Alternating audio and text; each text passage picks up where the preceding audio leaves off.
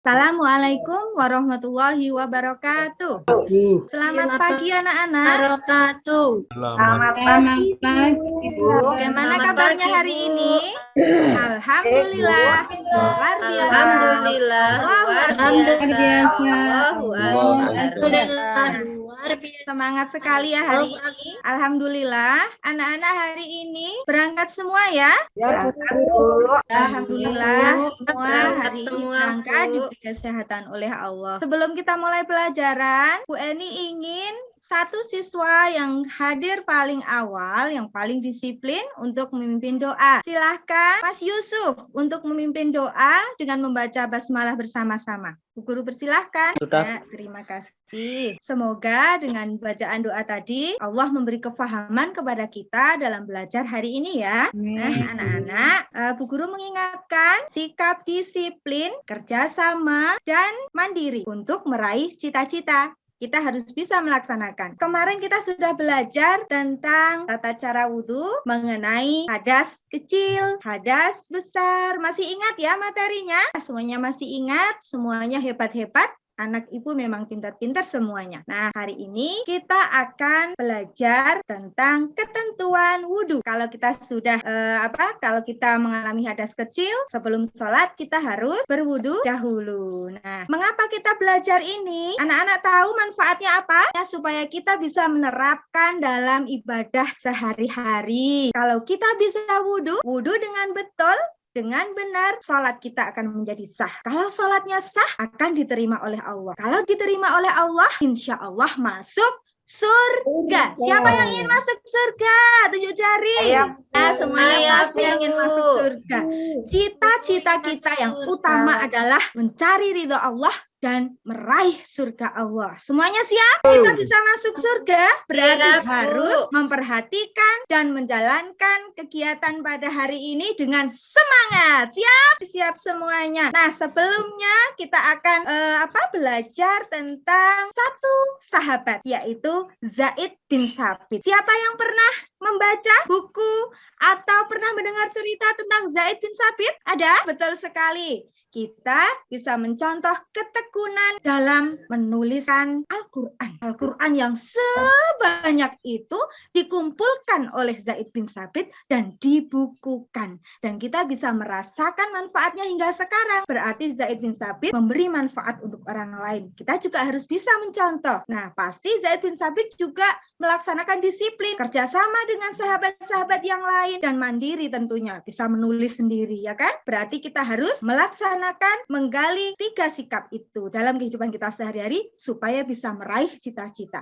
Cita-cita dunia menjadi apa saja, dokter, dan cita-cita yang utama, cita-cita akhirat, yaitu meraih surga Allah Subhanahu wa Ta'ala. Siap teman-teman untuk melanjutkan pelajaran? Sekali, sebelumnya Bu Guru ingin membagikan kelompok. Kita nanti akan belajar dalam kelompok. Satu kelompok terdiri dari 5 siswa. Bu Guru sudah membaginya. Yang pertama, kelompok 1 kita namai kelompok disiplin. Kelompok 2 kita namai dengan nama kelompok kerjasama. Kelompok ketiga kita beri nama dengan kelompok mandiri. Oke, setuju ya? Bu Guru bagi kelompoknya seperti itu? Oke, setuju. Bu Guru jelaskan. Nanti kita akan belajar. Yang pertama, Bu Guru akan memperlihatkan tayangan untuk anak-anak dalam PowerPoint. Nanti anak-anak siapkan alat tulis untuk mencatat hal-hal yang belum kalian pahami. Yang kedua, kalian tulis pertanyaan. Nanti diskusi dalam kelompoknya. Kalian tulis 2 saja, kalian diskusikan, tulis 2 yang paling ingin kalian ketahui. Kemudian, soal yang kalian buat dalam kelompok itu kita tukar dengan kelompok lain untuk dijawab, gitu ya. Selanjutnya, Bu Guru juga akan membagikan soal untuk didiskusikan tiap kelompok. Jadi ada 2 tugas kelompok ya. Berikutnya, siswa semuanya bersama-sama dalam satu kelompok mengumpulkan informasi terkait soal yang tadi. Kemudian dituliskan hasil diskusinya, kemudian masing-masing kelompok mempresentasikan hasil diskusi, ditanggapi oleh kelompok lain. Nah, selanjutnya kita menyimpulkan hasil diskusi bersama-sama. Siap ya? Oke? Siap, Bu. Oke. Sekarang simak pelajaran hari ini. Slide yang akan Guru tampilkan. Nah, kita nanti akan belajar tentang memahami tata cara bersuci dari hadas kecil sesuai ketentuan syariat Islam, terutama tentang ketentuan wudhu. Tujuan pembelajarannya, satu, setelah berdiskusi dan menggali informasi, siswa dapat menjelaskan arti wudhu, syarat sah wudhu, rukun wudhu, dan sunah-sunah wudhu dengan benar. Selanjutnya, setelah memperhatikan penjelasan guru, siswa dapat menghafalkan niat wudhu dan doa sesudah wudhu dengan tepat. Selanjutnya, setelah berdiskusi dan menggali informasi, siswa dapat menuliskan niat wudhu dan doa sesudah wudhu dengan rapi. Nah, selanjutnya, ketentuan wudhu. Setiap orang Islam diwajibkan untuk melaksanakan sholat fardu. Sebelum sholat, kita harus memastikan kebersihan dan kesucian badan, pakaian, serta tempat sholat, karena menjadi kunci sah atau tidaknya sholat kita. Salah satu cara menjaga kesucian badan adalah wudhu. Wudhu menjadi syarat wajib sebelum melaksanakan sholat wajib maupun sholat sunnah. Wudhu memiliki beberapa ketentuan. Apa saja ketentuannya? Nah, nanti kita akan belajar artinya wudhu, syarat sah wudhu, rukun wudhu, sunnah wudhu, dan menghafal niat wudhu, serta doa sudah wudhu. Nah, wudhu menurut bahasa artinya bersih dan indah. Wudhu menurut istilah artinya membersihkan anggota badan tertentu untuk menghilangkan hadas kecil dengan air suci yang mensucikan. Contohnya air hujan, air laut, air sungai, air keran. Nah, kemudian syarat sah wudhu. Beragama Islam berwudhu dengan air yang suci dan mensucikan, tamyiz, yaitu bisa membedakan yang baik dan yang buruk, tidak berhadasar, mengetahui yang wajib dan yang sunnah, dan tidak ada hal yang menghalangi sampainya air ke kulit. Nah, selanjutnya rukun wudhu ada 6. Pertama, niat. Yang kedua, membasuh muka secara sempurna. Kemudian membasuh kedua tangan sampai siku, membasuh sebagian rambut kepala, membasuh kedua kaki sampai mata kaki, dan yang terakhir tertib atau berurutan. Nah, sunnah wudhu. Yang pertama, membaca Bismillahirrahmanirrahim atau bacaan basmalah. Yang kedua, membasuh kedua telapak tangan, berkumur-kumur, menghirup air dengan hidung atau istinsyak, mengusap semua kepala atau sebagian kepala, membasuh kedua telinga, mendahulukan yang kanan daripada yang kiri, membasuh anggota wudhu sebanyak 3 kali, dan membaca doa setelah wudhu. Siapa yang sudah hafal doa sesudah wudhu? Ada? Pasti bisa ya, anak-anak sudah bisa tentunya. Mari kita menghafal niat wudhu dan doa sesudah wudhu. Ya, boleh mendengarkan dulu, mendengarkan Bu Guru, kemudian menirukan bersama-sama. Niat wudhu. Bismillahirrahmanirrahim. Nawaitul wudu'a li raf'il hadatsil asghari fardhal lillahi ta'ala. Artinya, saya niat berwudu untuk menghilangkan hadas kecil wajib karena Allah Ta'ala. Ya, mari anak-anak tirukan bersama-sama. Oke, pinter, semuanya sudah hebat. Dilanjutkan dengan membaca doa sesudah wudhu. Bismillahirrahmanirrahim. Asyhadu an la ilaha illallah wahdahu la syarikalah wa asyhadu anna Muhammadan abduhu wa rasuluh. Allahumma ja'alni minat tawabin waj'alni minal mutatahhirin waj'alni min ibadikas sholihin. Artinya, aku bersaksi bahwa tidak ada Tuhan selain Allah dan tidak ada sekutu baginya.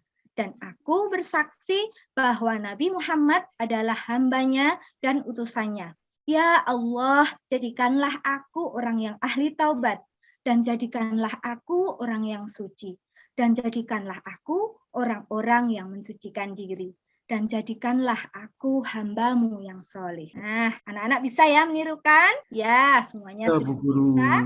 Alhamdulillah, terima kasih. Nah, semoga bermanfaat. Nah, sudah selesai ini untuk materinya ya. Kalian sudah mencatat apa-apa saja yang belum kalian pahami? Sudah? Sudah. Oke. Kalau sudah dicatat, didiskusikan dengan teman kalian, kemudian diisi dalam LKPD kelompok yang sudah Bu Guru sediakan. Nah, seperti apa? Seperti ini.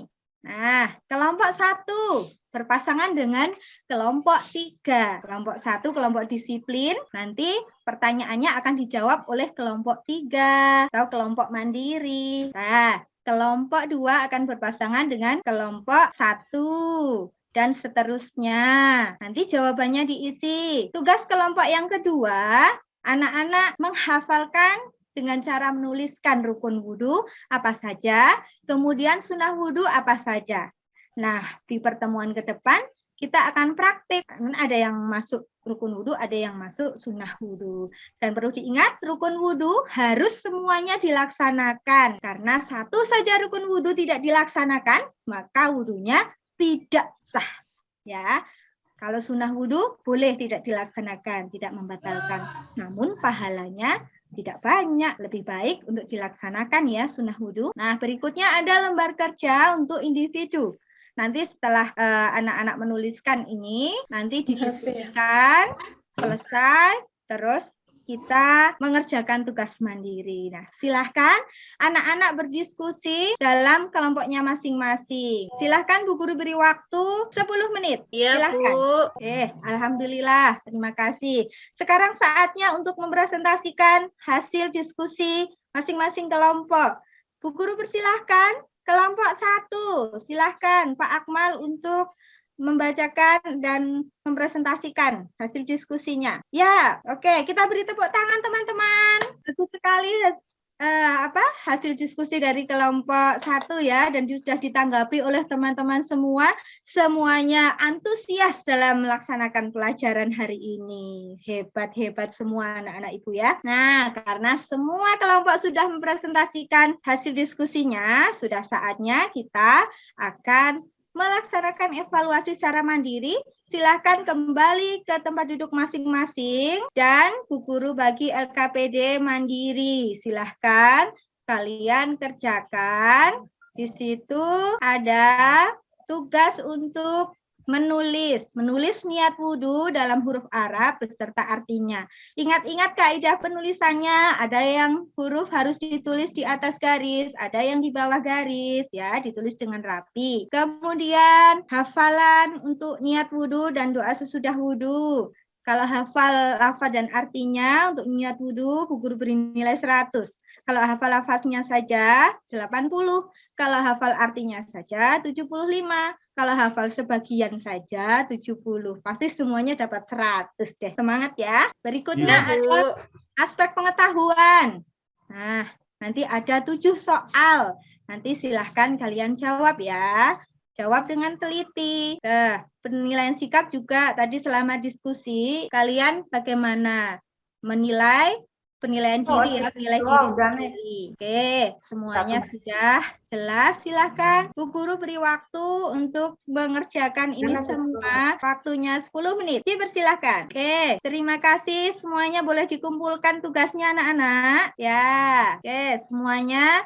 Karena semua tugas sudah selesai, anak-anak sudah antusias, semangat melaksanakan pembelajaran hari ini. Kita bahas, kita membuat kesimpulan bersama-sama.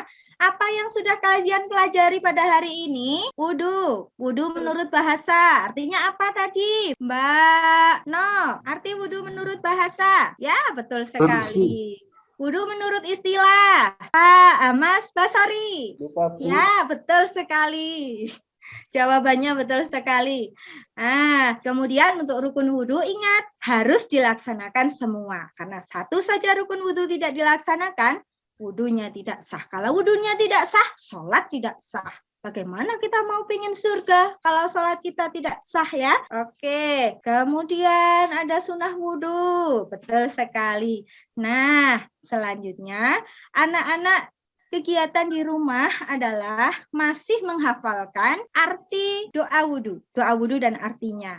Nanti dinilai oleh orang tua. Ya, tugas di rumah itu. Tadi masih beberapa ada yang belum hafal, terutama artinya. Nah, kita perlu memahami arti supaya kita melaksanakannya dengan sepenuh hati. Nah, kemudian untuk tugas minggu depan kita akan belajar tentang tata cara wudhu, hal-hal yang membatalkan wudhu, dan praktek satu-satu praktek wudhu. Sudah siap ya untuk minggu depan silakan anak-anak boleh belajar di rumah. Hafalkan itu kemudian boleh membaca-baca. Oke, nah hari ini kita sudah selesai belajarnya. Alhamdulillahirabbil alamin ya.